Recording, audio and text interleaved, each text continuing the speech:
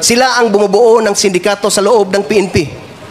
Apat lang na halimbawa ko sa lahat na ang member ng PNP na magsasabi ako nandyan ang pinakamalaking organisasyon ng criminal groups. Number 1, 2013, sino ang involved na nangyari ang Ninja Cups? PNP. Even at si PNP itself is the one. Kung natandaan natin yan, ang Ninja Cups, saan yun galing? Pangalawa, yung Korean businessman na kinidnap, pinatay sa loob ng Kampo Krami. Sino naman ang involved? That is PNP EIDG, Anti-Illegal Drugs Group. Pasok ka sa PNP service noong 1996, tama ba? Yes po, Your Honors, Mr. Chair. Kailan ka na-assign or nag-engage sa intelligence and operations? Nung ma-assign ako sa Region 8 from Region 7, marirecall mo ba kung anong year? 2000, Your Honors, Mr. Chair. 1999, 2000 sa PAOK-TF. Galing nito. So, yes. Thank you, Mr. Chair. So, more than 20 years ka na sa intelligence and operations, right? Ganon, yes, Okay. Mr. Chair. Kailan ka na-engage sa anti-illegal drugs? Under ako ng KANO, City Anti-Narcotics Unit, 2001, 2002. So, more than 20 years ka na rin sa anti-illegal drugs, tama? Hindi 20 years kasi sa Regional Intelligence Investigation ako, Division, Your Honors. Specifically, pag sa KANO, 2-3 taon lang sa KANO. Yes, okay. During the previous hearing, tama ba yung nadinig ko, Mr. Chair, na nabanggit ni Colonel Espinido, kung ayaw ng Chief PNP ang illegal drugs, walang illegal drugs. Tama ba? Yes. Thank you. Yes, big yes, Your Honors. Thank you, Mr. Chair. Ano ang nagtulak sa'yo para sabihin ito? That is my personal experience, Your Honors, Mr. Chair. Based naman sa area na assign ko sa bayan ng Gandara, San Miguel, Albuera, at saka sa Usamis. Okay. Mr. Chair,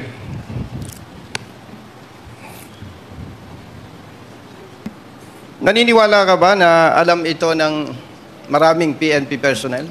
Pero ikaw lamang ang naglakas loob na expose ito? Mayroon nakaalam, mostly, Your Honors, mga classmate ko. At saka sa Region 8, alam nila na yun mga nangyari sa akin, Your Honors. Kung nabanggit mo yan, na kung ayaw ng Chief PNP ang illegal drugs, walang illegal drugs, pwede rin ba nating sabihin na kung ayaw ng Chief PNP ang illegal gamblings, kasama ang illegal pogos, walang illegal na ganito? Yes, Your Honors. Thank you, Mr. Chair. Referring to your affidavit, paragraph 34, page 6, nabanggit po ninyo na from my experience, I can say that the PNP is the biggest crime group in this country. Tama ba, Mr. Chair? Yes, Your Honors, but I made repeatedly explain and expound last Quad Committee hearing, Your Honors. Yes. Ano ang nagtulak sa'yo para sabihin to? Your Honors, I have supposedly reply for the controversial issue last hearing, but that is your question. I'm not yet read my reply, Your Honors, but to tell you, I can say that because of also my experience. Yes, And thank you, Mr. Chair. Colonel Espinido, Mr. Chair,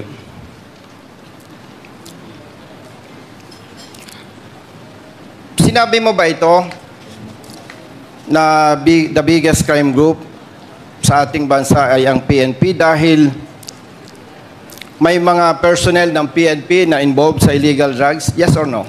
Yes. Mr. Sinabi Chair. mo rin ba ito, Mr. Chair? Dahil may PNP personnel na involved sa illegal gamblings, yes or no?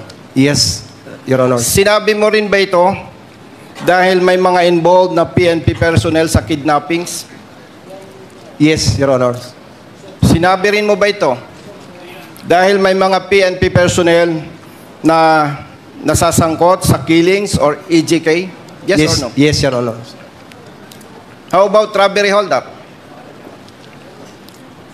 We can attest to that, Your Honors, because when the time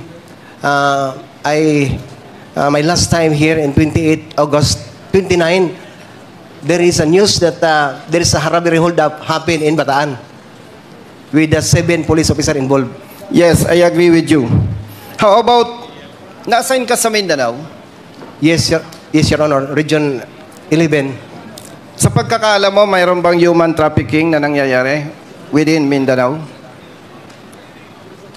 I cannot really give you the exact answer, Your Honors, because just only a hearing or a report that there is but a documentation. Yes. So you mean, may nadidinig ka? Yes, Your Honor. Yes. Gusto ko lang i-clarify, Mr. Chair, kaya Colonel Espinido, kasi para malinawan ng taong bayan, and of course, malinawan ng PNP personnel.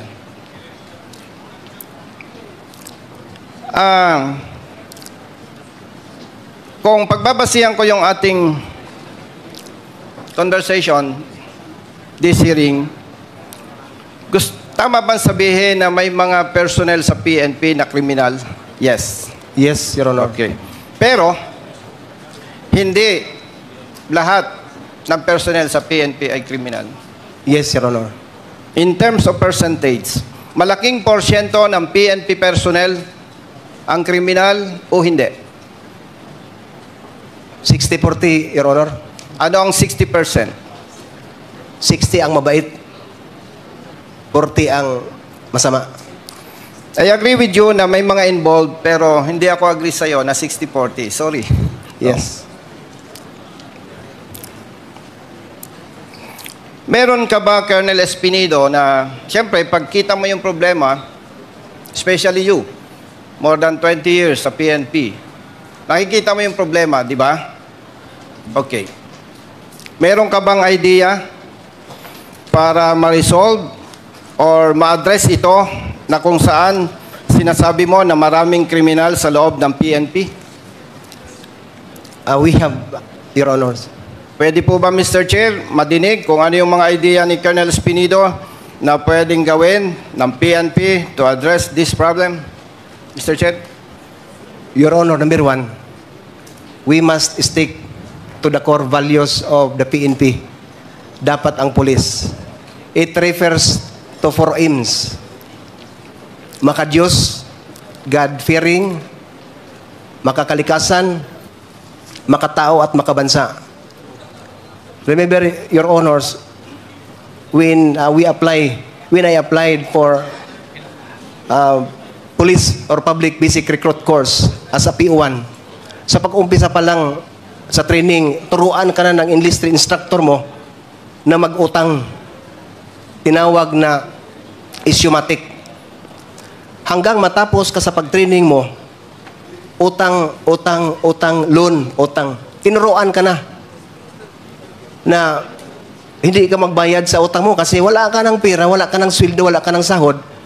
Kasi ang gusto din ng PO1 na hindi siya pagtripan ng mga enlisted instructor, kung ano-ano na lang ang gusto ng mga enlisted instructor, sang-ayon ang PO1. Diyan pa lang sa training center, Your Honor, hindi mo na makikita na makadiyos ang polis. Pangalawa, dapat masali sa subject ng PPEC. Yung talagang prinsipyo na may Panginoon. Your Honor's involvement of concubinage and adultery sa law enforcer ang dami. Lawbreaker, law enforcer, lawbreaker. Kaya hindi, paano natin masolba ng problema when in fact in the police station and training center mismo may tungit. Illegal gambling. ang nag-umpisa ang mga senior officers.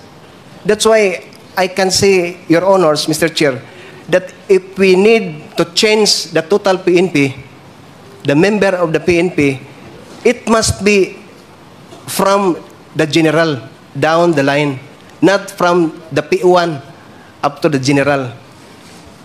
Iyon ang nakikita ko, Your Honors, dapat talaga iisabuhay yung pro-God, yung God-fearing para makita mo ang commitment ng isang law enforcer na hindi takot mag-implement kasi ang katakutan lang niya ang Panginoon.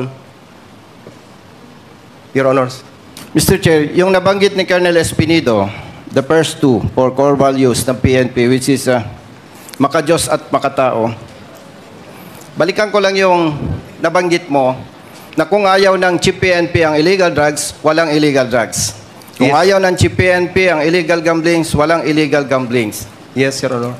Tanong, may idea ka pa ba kung itong makadiyos at makatao ay sabi-sabi lamang? Is there any option para ma-address yung problema? Number one, Your Honors, yung personal commitment mo sa trabaho, mahalin mo yung trabaho, at saka sundin mo yung utos ng Panginoon because we all know that the laws of the land is referred to the Ten Commandments, the law of God. So, kung isa sa buhay mo yung batas na yon, magsasabi tayo na totoo kang nagtrabaho na may Panginoon kasi hindi ka takot at saka alam mo kung anong batas na ipapairal o i-implement mo, enforce mo kasi yun na sinasabuhay mo yung training mo, you love your training, you love your organization because you love first your God, Your Honor. Are you aware, Colonel Espinido, na mayroon chaplain service sa PNP? Yes, Your Honors. Gusto mo bang sabihin na parang kulang yung kanilang trabaho? Yes, ang laking kulang, Your Honors, when in fact I have a picture, document in my chapel of Region 8, Police Regional Office 8. Makikita mo, Your Honors, ang kaibahan. Ang Ten Commandments na sa Exodus chapter 20, verse 3 to 17, iniba na. Iniba na ang Ten Commandments na nilagay sa harap ng chapel. In the book of Luke 3:14, Lucas 3:14, New International Version, I quote, "Then some soldiers asked him, 'And what should we do?' He replied, 'Don't extort money and don't accuse people falsely. Be content with your pay.'" In Tagalog translation, may mga sundalo ring nagtanong sa kanya, "Kami naman po, ano ang dapat naming gawin?" At sinagot niya sila, "Huwag kayong mangingikil sa mga tao at huwag kayong magpaparatang ng hindi totoo. Makontento kayo sa mga sahod ninyo." Magandang hapon po sa lahat. Nais ko pong linawin ang aking naging pahayag sa Quad Committee kung saan sinabi ko na ang PNP ang pinakamalaking sindikato ng krimen sa ating bansa. Dapat ipaliwanag ang pagkakaiba sa pagitan ng PNP bilang isang institusyon at ng mga eskalawag sa loob ng PNP. I repeatedly expound in my last Quad Committee hearing. Mahal ko ang PNP. I love the PNP organization na aking pinagsilbihan sa loob ng 28 taon, 28 years. Kaya't nagpakasakripisyo ako. Ang aking serbisyo sa organisasyon ay ang kabuhayan ng aking pamilya. Humingi ako ng paumanhin kung ang aking pahayag noong ika-28 ng August 2024 ay nagdulot ng kontrobersiya dahil sa maling interpretasyon. Ang layunin ko sa pagtistigo sa harap ng Kongreso ay hindi upang ilagay sa kahihiyan ang organisasyon, kundi ipaalala sa mga nagsisilbi, mga opisyal at mga hindi opisyal ang kanilang sinumpaang tungkulin na maglingkod ng may sigasig, dignidad at integridad. Humingi din ako ng paumanhin sa mga opisyal na nagsilbi ng may sigasig at pagmamahal sa mga retiradong empleyado ng PNP na nagkaroon ng lakas ng loob na magsalita para sa tama at sa kanilang mga pamilya. Nais kong bigyang diin na hindi ko kailanman intensyon na magduda o magdulot ng pinsala sa dangal ng Philippine National Police. Bilang isang organisasyon, lalo na't ako'y nagsisikap na mamuhay ayon sa mga marangal na prinsipyo na kanilang kinakatawan. Ayon sa aking paglilinaw, sa panahon ng aking pagtistigos sa nasabing pagdinig, ang tinutukoy ko ay ang mga kasapi nito na nag-abuso sa kanilang autoridad at impluwensya sa anyo ng papapatupad ng batas na nagdigdigay daan sa patuloy na paglaganap ng droga sa bansa na humahadlang sa pag-unlad ng ating bansa at sumisira sa tiwala ng publiko sa atin, mga nakasuot ng uniforme. Nang buong katapatan, hindi ko layunin akusahan ang mismong institusyon bilang isang sindikato, kundi ang mga aktibong miyembro nito na pinili ang ilagay ang institusyon sa masamang liwanag. Sila ang kumikita sa pamamagitan ng pagprotekta sa interes ng mga kriminal, imbis na ipagtanggol at protektahan ang bansa at ang ating mamamayan na dapat nating paglingkuran at protektahan. Sila ang bumubuo ng sindikato sa loob ng PNP.